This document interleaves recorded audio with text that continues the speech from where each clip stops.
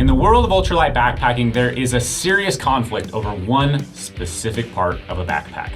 I'm not talking about pocket layout, Dyneema versus nylon, or water bladders versus smart water bottles. Nope, I'm talking about frames versus frameless packs. You see, at some point in time, base weights became so lightweight and every gram and ounce of people's gear was scrutinized so much that they decided, who needs a frame? It's a valid question and one worth looking into. In my decade of backpacking, I've learned one thing. Never take one person or one influencer's gear setup as the only and best way to do things. You see, I backpack with both framed and frameless packs. I've also happened to help design and sell framed and frameless packs. I've hiked and run thousands of miles with both kinds of packs, so I thought it'd be a wise idea to share my personal takes on when to choose which pack. Let's start with the frameless packs. By dropping a frame out of any ultralight backpack, you typically are going to save around 8 ounces in weight. That's half a pound, and when you're cutting base weight as low as possible, that can be significant. You could also argue that the pack can fit a little more snugly against your body if packed well and less like a stiff foreign object on your back. That makes moving and covering miles quickly feel more natural and potentially more comfortable. That being said, I think it's incredibly important to keep a super low base weight and trail weight when you're trying to go to a frameless pack. Most people who love this style are obsessed with cutting weight and keeping their base weights well below 10 pounds. They're also typically hiking in areas with lots of water and frequent resupplies, meaning they can keep their backpack's total trail weight under 20 pounds and more likely under 15 pounds with their food and water. That's impressively low. I'd argue that 90% of you watching this right now are nowhere near that level of ultralight. Don't believe me? Load up your ultralight setup, add your water, and add 3 days worth of food, and let me know what that actually weighs. We'll see who's being honest with themselves down in the comments of this video. Okay, so what about framed packs? Well, I'm glad you asked. Ultralight frame backpacks do come with a weight penalty, and they can be more firm against your back.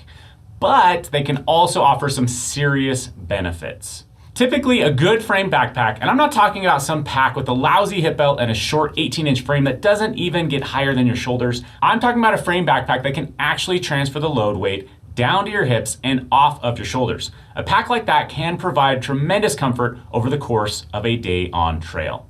Think of it like this. In a perfect world, you are only carrying about 15 pounds of gear in your backpack.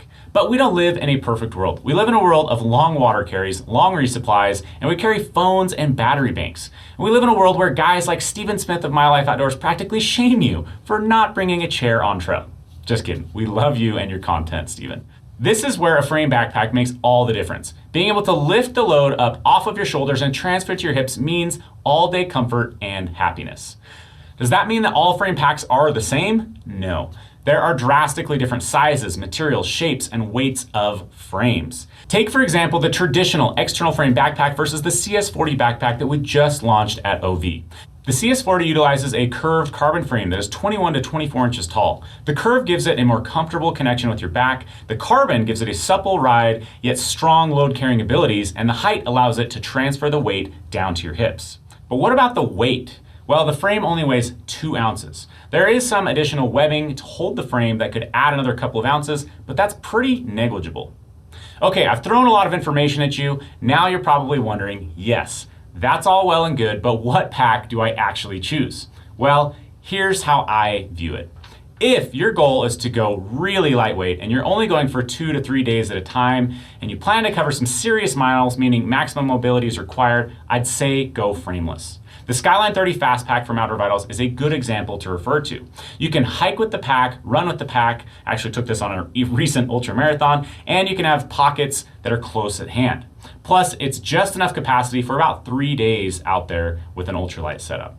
If your goal is to stay ultralight, but you have longer water carries, need more than 3 days worth of food at a time, need more gear, such as when you're backpacking in the fall, winter, or spring, or you just want to take a few extras with you on the trail, then I would strongly recommend a framed backpack. I'm sure keyboard warriors are already pounding away at the keys saying, I have a 15-pound base weight and I use a frameless pack. To that I say, I'm not saying that you can't. I'm not saying that it can be pretty comfortable with that setup. What I am saying is I believe you'd be happier with the CS40 backpack with an ultralight, comfortable frame. Okay, let me know what you guys think about this down below. Both styles of backpacks are super valuable in different ways, and it's up to you to know what you need in your pack. My recommendation for packs will be linked in the description below, so check them out. With that, I'll see you guys out on the trail.